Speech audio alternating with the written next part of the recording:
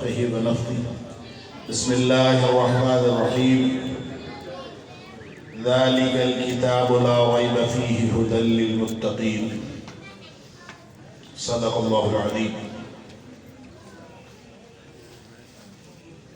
اللہ کریم نے یہ جو قرآن اپنا کلام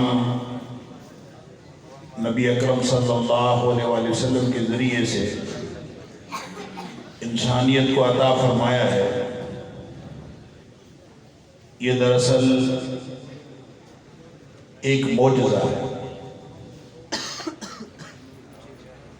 معجزہ کا معنی ہوتا ہے عاجز کر دینے والی چیز۔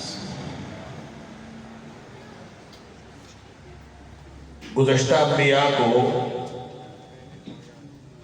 مختلف ادوار میں مختلف قسم کے معجزے عطا ہوتے رہے۔ بعض جسمانی نوعیت کے یا حسی نوعیت کے معجزے تھے، بعض طبی نوعیت کے معجزے تھے۔ کہتے ہیں کہ جب حضرت موسیٰ علیہ السلام اس دنیا میں تشریف لائے اور مبعوث ہوئے تو اس علاقے میں جادو کا دور دورہ تھا، اس لیے حضرت موسیٰ علیہ السلام کو جس قسم کے معجزے عطا ہوئے وہ جادو کا توڑ تھے۔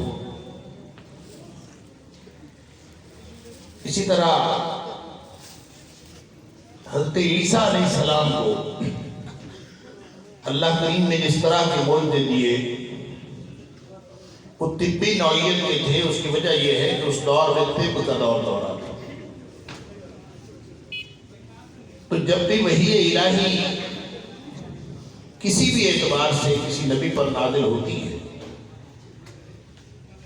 تو وہ اپنی کیفیت میں اپنی نوعیت میں معجزہ ہوتی ہے، لیکن نبی اکرم صلی اللہ علیہ وآلہ وسلم کو یہ قرآن عطا ہوا، یہ دنیا کائنات کے سارے معجزے ایک طرف اور یہ اللہ کا کلام ایک معجزے کے طور پر نبی اکرم صلی اللہ علیہ وسلم کو عطا ہوا۔ اس کی وجہ یہ ہے کہ معجزہ عطا ہونے کی جو حکمت ہے وہ یہ ہوتی ہے کہ لوگ اس معجزے کو دیکھ کر ایمان لیں۔ نبی اکرم صلی اللہ علیہ وآلہ وسلم نے خود فرمایا ما من الانبیاء نبی الا اعطی ما مثلہ آمن علیہ البشر، کہ جتنے بھی نبی آئے ہیں ان سب کو کوئی نہ کوئی معجزہ ایسا عطا ہوا جس کی وجہ سے لوگ ایمان لاتے۔ وَإِنَّمَا كَانَ الَّذِي أُوتِيتُ، اور جو مجھے معجزہ عطا ہوا، فرمایا وحیاً، مجھے اللہ کریم نے وحی کی صورت میں ایک معجزہ عطا کیا، اوحاہ اللہ تعالی الیہ، اس معجزے کو اللہ نے میری طرف وحی کی۔ پھر نبی پاک صلی اللہ علیہ وسلم نے ساتھ یہ بھی فرمایا، چونکہ معجزے کا مطلب اس کی حکمت یہ ہوتی ہے کہ لوگ ایمان لائیں، لہذا نبی اکرم صلی اللہ علیہ وسلم کو جو معجزہ عطا ہوا یہ علمی معجزہ بھی ہے، یہ صوتی معجزہ بھی ہے، یہ حسی معجزہ بھی ہے، یہ قیامت تک کے لیے ایک زندہ معجزہ بھی ہے۔ لہذا نبی اکرم صلی اللہ علیہ وسلم نے فرمایا کہ میں اللہ سے امید کرتا ہوں، ارجو من اللہ تعالی، میں اللہ کریم سے امید رکھتا ہوں ان اکون اکثر تابعا یوم القیامہ، کہ میں قیامت والے دن سارے نبیوں سے زیادہ پیروکار لے کے آؤں گا، کیونکہ مجھے جو معجزہ عطا ہوا ہے اس سے طاقتور معجزہ کسی کو عطا ہی نہیں۔ اب یہ معجزہ صرف علم کے اعتبار سے نہیں ہو نہیں سکتا کہ صرف انسان نہیں، دنیا کائنات کی کوئی چیز ہو نہیں سکتا کہ وہ قرآن سنے اور وہ متاثر نہ ہو۔ کافروں کا دل پتھر پتھروں سے بھی زیادہ سخت ہوتا ہے. پتھر تو متاثر ہوتے ہی ہیں اللہ کے قرآن سے، لیکن کافروں کا دل بھی متاثر ہوتا ہے اللہ کا قرآن سن کر. نبی اکرم صلی اللہ علیہ وسلم کے جب آپ قرآن پڑھا کرتے تھے تو سرداران قریش چھپ چھپ کے سنا کرتے تھے. اور اس کی وجہ یہ ہے کہ اس کا جو صوتی آہنگ ہے یہ خود اپنے اندر اتنی تاثیر رکھتا ہے، کسی کو سمجھ آئے کسی کو نہ سمجھ آئے، لیکن اس کے اندر تاثیر ہے. اور اس کے اندر کیا کچھ چھپا ہے یہ اللہ ہی جانتا ہے. نبی اکرم صلی اللہ علیہ وسلم فرمایا لا تنقضی عجائبہ، قیامت تک لوگ اس کے عجائبات تلاش کرتے رہیں، کبھی مکمل نہیں ہو سکتے، کبھی ختم نہیں ہو سکتے. ولا یخلق عن کثرۃ الرد، اور نہ یہ قرآن کبھی پرانا ہو سکتا. ڈاکٹر حمید اللہ کا نام آپ نے سنا ہوگا، ایک بر صغیر کے مفکر تھے. پارٹیشن سے پہلے وہ فرانس چلے گئے، اس کے بعد پارٹیشن ہو گئی، وہ واپس کبھی انڈیا نہیں آئے. وہ ہمیشہ اتنا عرصہ رہے، وہ وہیں رہے.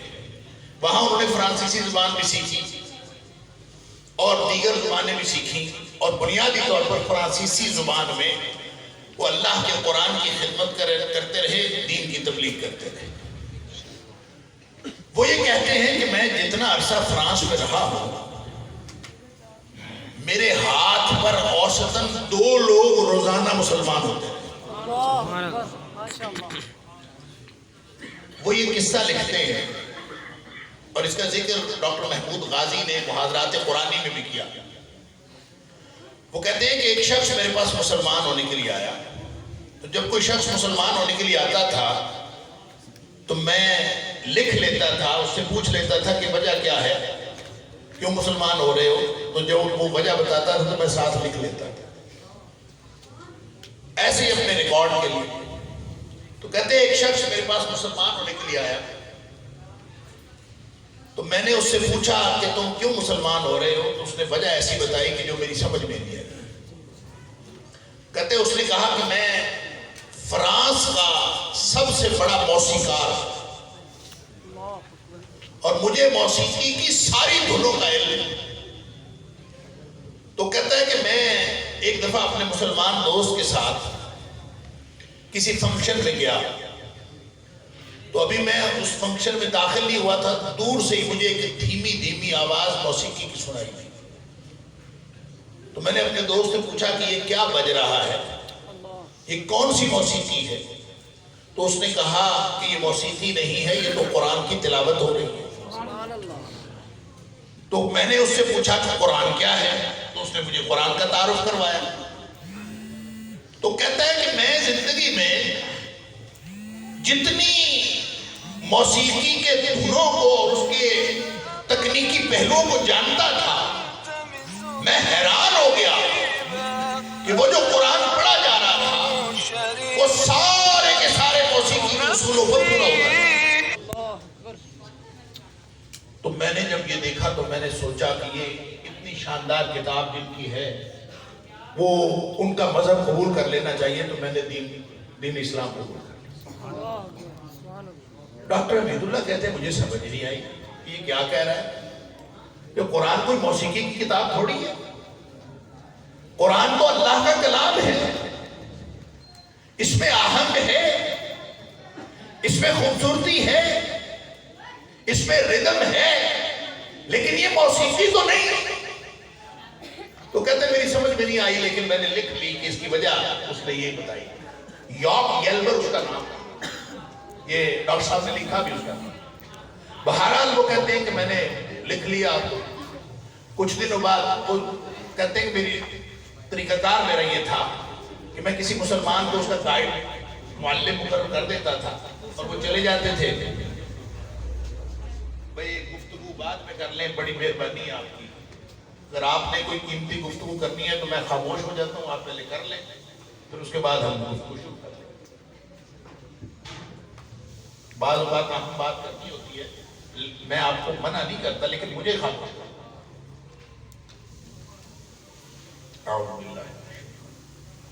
تو ڈاکٹر صاحب یہ لکھتے ہیں کہ چند مہینے بعد میں نے اس کا معلم مقرر کر دیا، اس کو بھیج دیا کہ اس کو سکھاؤ۔ کچھ عرصے بعد اس معلم کا فون آیا، پہلے اس کا فون آیا یوم جرمن کا، یہ کہتا ہے کہ یہ جو تم نے مجھے استاد دیا ہے نا، یہ مجھ سے کچھ چھپا رہا، مجھے صحیح نہیں بتا رہا، یہ کوئی چیز چھپا رہا۔ ڈاکٹر صاحب کہتے ہیں کہ میں حیران ہو گیا کیا چھپا رہا ہے۔ پھر میں نے اس کو فون کیا، بلکہ اس کا فون آ گیا، اس نے کہا جی یہ خامخواہ مجھے تنگ کر رہا ہے۔ خیر وہ کہتا ہے دونوں آ گئے میرے پاس۔ میں نے پوچھا کیا مسئلہ ہے؟ وہ کہتا ہے کہ یہ مجھے پڑھا رہا تھا سورۃ الفتح، سورۃ النصر، سورۃ النصر، اذا جاء نصر اللہ والفتح۔ تو کہتا ہے مجھے پڑھا رہا تھا، تو جب اذا جاء نصر اللہ والفتح ورأيت الناس يدخلون في دين الله افواجا فسبح۔ وہ کہتا ہے کہ میں اس کو جب پڑھاتا ہوں تو یہ کہتا ہے افواجا اور فسبح، اس کے درمیان میں کچھ ہونا چاہیے۔ کہتا میں حیران ہو گیا، اس کے درمیان میں تو کچھ نہیں ہے۔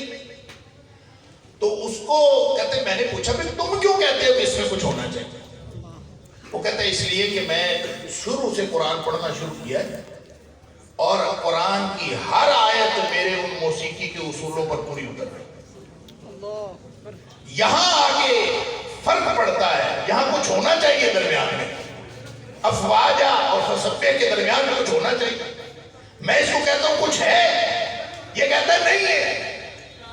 ڈاکٹر بیت اللہ صاحب کہتے ہیں میں خود پریشان ہو گیا، میں اس میں کیا جواب دوں؟ یہاں تو واقعی کچھ نہیں ہے، تو میں اس میں کیا کہوں گا؟ اب اس کے کیا اصول تھے؟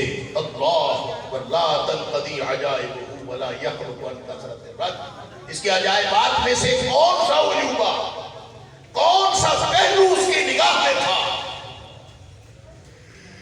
ڈاکٹر صاحب کہتے ہیں میں حیران ہو گیا، میں سوچنا شروع کیا، اس کا بیٹھا تو کہتے میں دل میں اللہ سے دعا کی، یا اللہ اس مخمصے سے نکال میں کیا کہوں اس کو؟ تو کہتے ہیں مجھے خیال آیا کہ بچپن میں نے جب قاری صاحب سے قرآن پڑھا تھا، انہوں نے مجھے یہ کہا تھا کہ افواجا پہ رکنا نہیں، افواجم فسبح۔ کہتے ہیں مجھے یہ بھی یاد آیا کہ ایک دفعہ وہ پڑھا رہے تھے اور میں رکا تھا تو انہوں نے مجھے تھپڑ بھی لگایا کہ یہاں میں تو تمہیں کہا کہ رکنا نہیں۔ تو کہتے ہیں مجھے یہ بات یاد آئی بچپن کی، تو میں نے اس کو کہا کہ اصل میں یہ درمیان میں کوئی چیز مسنگ نہیں ہے، صرف اس کو پڑھنے کا فرق ہے۔ اس کو پڑھنا اس طرح سے افواجم فسبح۔ وہ کہتے ہیں کہ میں نے اتنا کہا تو وہ اٹھ کے ناچنے لگا اور کہتا ہے اب ٹھیک ہے، یہ اب ٹھیک ہے، اب یہ میرے موسیقی کے ان اصولوں کے مطابق۔ اللہ کون سا علم تھا، کون سے علم کا اس کو علم تھا اور کون سی وہ تفصیلات جانتا تھا۔ ڈاکٹر صاحب کہتے ہیں میری سمجھ میں کچھ نہیں آیا کہ یہ کیا جانتا ہے۔ بہرحال وہ ایک بہترین مسلمان کی زندگی گزار کے 1975 پہ ڈاکٹر صاحب لکھتے ہیں فوت ہو گیا۔ اب اس کے پاس کیا علم تھا، وہ کون سی چیز تھی، اس نے قرآن سے کیا اخذ کیا تھا؟ یہ قرآن ایک معجزہ ہے جو کسی کی سمجھ میں اس کی ساری گہرائی اور سارے نکات کبھی آئی نہیں سکتے۔ بس وہ محکم آیات ہیں جو ڈوز اور ڈونٹس، یہ کرو اور یہ نہ کرو، وہ ہماری ہدایت کے لیے۔ اللہ وگرنہ اس کے اندر اللہ کریم نے ایک صوتی تاثیر رکھی۔ حضرت عمر فاروق رضی اللہ تعالیٰ یعنی اتنے کفار، سخت سے سخت دل والے کفار تھے، ان میں سے 2 کفار جو تھے جو نبی اکرم صلی اللہ علیہ وسلم کو تکلیف دیتے تھے، جو سب سے زیادہ سخت، ان میں سے ایک عمر فاروق رضی اللہ تعالیٰ۔ اور نبی اکرم صلی اللہ علیہ وسلم اس لیے دعا کیا تھا کہ اللہ یہ جو 2 لوگ ہیں ان میں سے عمر بن حشام اور عمر بن خطاب، اللہم ایید الاسلام بأحب الرجلین، ان دونوں میں سے اللہ جو تمہیں پیارا ہے اس کے ذریعے سے اسلام کی مدد فرما۔ اور وہ جو واقعہ مشہور ہے کہ نبی حضرت عمر فاروق رضی اللہ تعالیٰ نے بہن سے قرآن سنا تھا تو دل نرم ہو گیا۔ دل بہرحال وہ سخت سے سخت دل بھی